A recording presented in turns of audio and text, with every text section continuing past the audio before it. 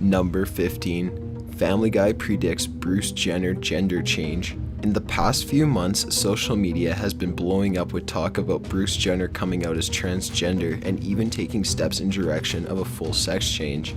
Everybody has varying opinions on this. An interesting part about this though is that Family Guy actually predicted Bruce Jenner would be coming out as Caitlyn, or at least in a sense. The 2009 episode titled "We Love You, Conrad" features a throwaway joke made by Stewie about Jenner being a beautiful, elegant Dutch woman. Another clip features Jenner performing a burlesque routine for sailors. Since Jenner's coming out, Seth MacFarlane has been questioned by media about the jokes. According to an interview, he stated, "You just gotta play it safe because the climate is just too charged. Anything I say can and will be used against me." Considering that there was speculation of Jenner's true gender identity for years before coming out, it is suggestible that the joke was nothing more than a joke. However, when you add this to the list of the other predictions, it becomes almost too accurate. Number 14. Person of interest predicts NSA whistleblower. Edward Joseph Snowden is a computer professional who worked for the CIA and leaked classified information from the US National Security Agency in June 2013. Snowden released information and secret documents about the NSA spying on Americans and obtaining personal information through phone calls. In a 2012 episode of the American drama Person of Interest, there was a character created that seemed to predict the events associated with Snowden. Henry L. Peck, an equities financial analyst, is a character in the episode No Good Deed, who seems to mimic Snowden in both appearance and lifestyle. The two main characters, Reese and Finch, quickly learn that the office where he works at is only a front for the National Security Agency, and that his real job is an intelligence analyst. Peck ultimately releases NSA information and numbers, which causes a team to chase after him and threaten to take his life. This plot is scarily similar to the real-life things that went on involving Edward Snowden. Strange to think that a TV show can not only replicate events before they happen, but also create a character very similar to the real person involved, before that person even had any spotlight. It's almost as if they had some inside information to the NSA, or perhaps inside information to the future. Number 13. Spooks predicted the 7/7 London bombing. On July 7, 2005, a series of coordinated suicide bomb attacks in central London took place, which targeted civilians using the public transport system during the morning rush hour. This event is also referred to as 7/7 because of the date. An estimated 52 civilians were killed and over 700 more were injured. Only a month before, the BBC hit drama Spooks filmed an entire episode about London trains being bombed by terrorists. The episode was so similar that only a very heavily edited version could be shown afterwards. The writer's foresight was not a surprise, considering that they had been immersed in the news since the first script conference. When asked about their chilling accuracy to real-world events, they explained that they just simply observed what was happening in the daily news.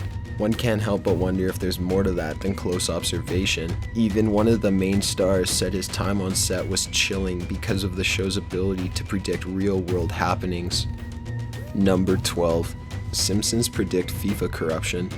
FIFA is the international governing body of football or soccer in America. FIFA was founded in 1904 to oversee international competition. An episode of The Simpsons titled "You Don't Have to Live Like a Referee" was aired in March 2014 and is said to have predicted a corruption scandal amongst FIFA. An official from the World Football governing body, not referred to as FIFA, comes to interview Homer as he is in search of an honest man to referee the games. In the middle of explaining a widespread corruption, he is cuffed and taken away by police.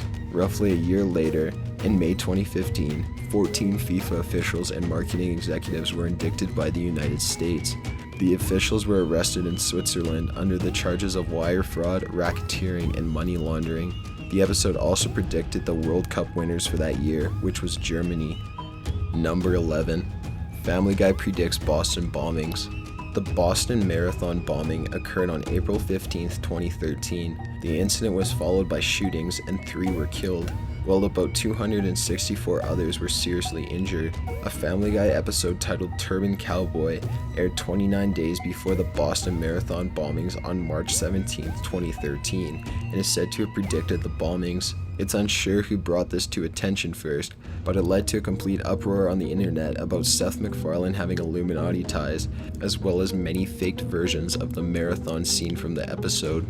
The original scene occurs as a flashback to Peter running over dozens of marathon runners, resulting in blood and gore. The scene then cuts to Peter being interviewed about winning the race, where he mentions that he just killed anyone in his way. This would seem nothing more than a joke made in poor taste, or perhaps a complete coincidence, until you consider the fact that the majority of this episode is centered around Peter accidentally becoming involved in terrorism. The fact gives what could be a simple coincidence an eerie feel. Number 10. Saturday Night Live predicts bankers by accident. Another spookily accurate prediction was made during a sketch on SNL which mocked supposedly fictional characters who were responsible for the year's financial meltdown in late 2008. Two actors portrayed bankers Herbert and Marion Sandler, who managed to get millions out of the Wachovia Bank and made direct profit. The showrunner Lorne Michaels claims he did not know that Herbert and Marion Sandler were a real couple, nor that they were also thought by many to have a hand in the Wachovia fall. The couple, who had actually been pretty unheard of before the skit, never filed legal lawsuit, and were assumedly content with NBC's decision to remove the sketch from reruns. This could be labeled as more of a lying writer than a prediction. Either way, it just adds up to the list of how TV has more power and influence than we often believe. Number 9. Star Trek predicts Apollo 11. In a 1967 episode, Tomorrow is Yesterday, the Enterprise is thrown back in time to the 60s on Earth. The episode featured a throwaway line that a manned mission to the moon was scheduled for a Wednesday, helping the crew determine that they traveled to 1969. 2 years after the episode, Apollo 11, the spaceflight that landed the first humans on the moon, launched on Wednesday, July 20th in 1969. While many assume that this was just a guess of luck, there are theorists out there that say there's more to it. The writers of Star Trek actually had some time-traveling ability and left little clues in their episodes. Although time-traveling scriptwriters does sound far-fetched, it does lead one to wonder. Number 8. Troubleshooters Predict BP. The popular BBC drama titled The Troubleshooters may hold the record for both the number and the quality of bizarrely accurate predictions made over its 7-year run. Through fictional British oil company Mogul, the show managed to predict and anticipate many of the decisions and setbacks made by the actual British oil company known as British Petroleum. Mogul would take over a small chemistry company, and BP would do the same only a few days later. Mogul would predict gas prices that ended up being within a tenth of a cent that BP would later set, and in one instance, BP struck oil in Alaska a few days before Mogul did the same on TV. However, the episode would have actually been filmed several months before it was aired. The Troubleshooters didn't just confine their predictions to British Petroleum either. The show confidently assumed that a subterranean tunnel under the English Channel would eventually be constructed. Unfortunately, storage concerns led BBC to destroy and erase most of their archived footage of the Troubleshooters, meaning that the world has no way to examine old episodes for clues about other major events. Number 7. Simpsons predict Siegfried and Roy tiger attack. In 2003, the circus actors Siegfried and Roy were performing an act with a 7-year-old white tiger named Montecore when Roy was viciously and unexpectedly attacked. Fortunately, Roy survived, made a full recovery, and eventually returned to stage for a final show with Montecore. 10 years before this attack, on December 16, 1993, The Simpsons predicted the event in an episode titled Springfield, or How I Learned to Stop Worrying and Loved Legalized Gambling. During this episode, Homer and Ned Flanders travel to Las Vegas where they meet Gunter and Ernst, who are a parody of Siegfried and Roy. Near the end of the episode, one of the white tigers attacks the performers. It is speculated that their tiger makes its first leap on the character designed after Roy. Later, in commentary for the Season 5 DVD, the production team dismissed this incident as evidence for any sort of prediction, saying it was only bound to happen sooner or later, as it often does with circus-trained animals. However, many speculate that the commentary was just a cover-up to protect the Simpsons' ability. Number 6. Scrubs predict Osama Bin Laden whereabouts. No one would suspect the American medical comedy Scrubs to have any insight into the future, especially not any insight into the hiding spot of one of the world's most infamous terrorists, Osama Bin Laden. The janitor in Scrubs is a character well known for his mysterious and strange character. However, it's doubtful even the writers knew the accuracy of him saying, "In my opinion, we should be looking for Bin Laden in Pakistan." The joke in the 2006 episode seemed to be nothing more than a geographical blunder until 5 years later on May 2nd, 2011, when Bin Laden was actually found in Pakistan. Shortly after the news of Bin Laden's capture was confirmed by US President Barack Obama, Scrubs fans began digging out a clip of Neil Flynn's character saying the strange comment. The writers have been questioned in interviews about the prediction, but they claim that they honestly just got lucky. Number 5. Star Trek predicts Martin Luther King assassination. In the 1968 episode Assignment Earth, Spock reels off a list of disastrous political events that would be occurring on a single day as a way of emphasizing how crazy and dangerous the 60s were. First on the list was something referred to as an important assassination. Less than a week after the episode aired, on April 4th, 1968, Martin Luther King Jr. went out onto the balcony of his hotel room and was struck at 6:01 p.m. by a single bullet which entered through his right cheek, breaking his jaw and several vertebrae as it traveled down his spinal cord, severing his jugular vein and major arteries in the process, before lodging in his shoulder. King was then rushed to St. Joseph Hospital, where he was pronounced dead at 7:05 p.m. This was probably the important assassination mentioned in the Star Trek episode. Number 4. A 1987 sitcom predicts the death of Libyan leader Muammar Gaddafi. The sitcom Second Chance had a short run only from 1987 to 1988, which was apparently enough time to correctly predict the year this leader would die.